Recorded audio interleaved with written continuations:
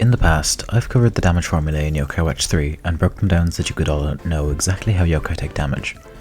Well, today we return to the blackboard for one more lesson.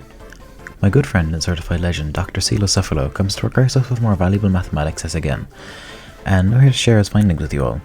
This is how multi-hitting moves work in Yokai Watch 3. So let's go through the calculation step by step and use this footage by Mitake as reference. They're using Count Cavity, whose physical move hits 5 times. Each hit has 17 base power. The first thing that happens is the amount of hits is multiplied by the base power. In this case, 17 by 5 equals 85. You then divide this by 2, which ends up to be 42.5.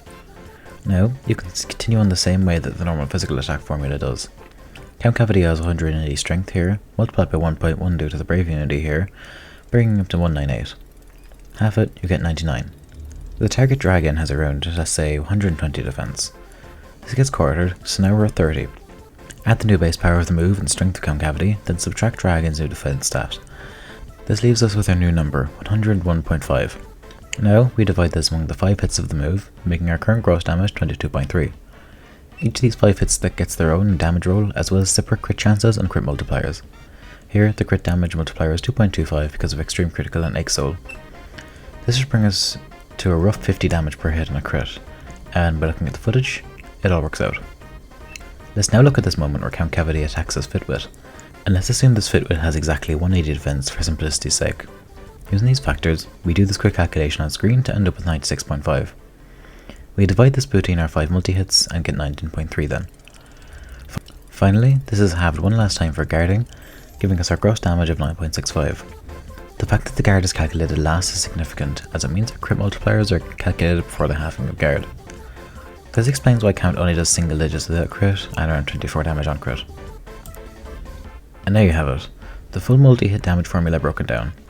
This was originally going to be the end of the video, but I remembered the pinned comment by AJ on my previous damage formula video, and I thought it'd be nice to quickly go through everything he said there. Let's begin. Cubot, Venoctobot, Sprink, and Terminator all share a skill.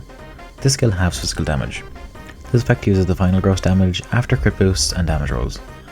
Cernanzalet's skill and Blowness Soul both make the multiplier for guard 0.25 times instead of 0.5 times, just for techniques. Jarguard has the same effect for all attacks.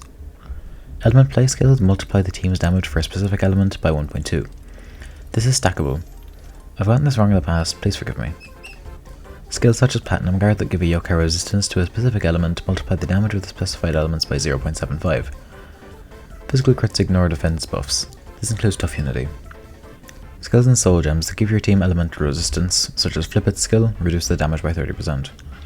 If you have 4 of these yokai in one team, the damage goes all the way down to 1%.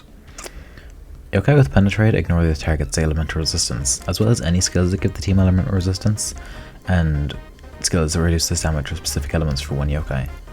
Futu's skill, on the other hand, only affects the resistances of the yokai themselves. This doesn't account for any previously mentioned skills or soul gems. And there we go. There are probably more outside factors we missed, but those are the ones that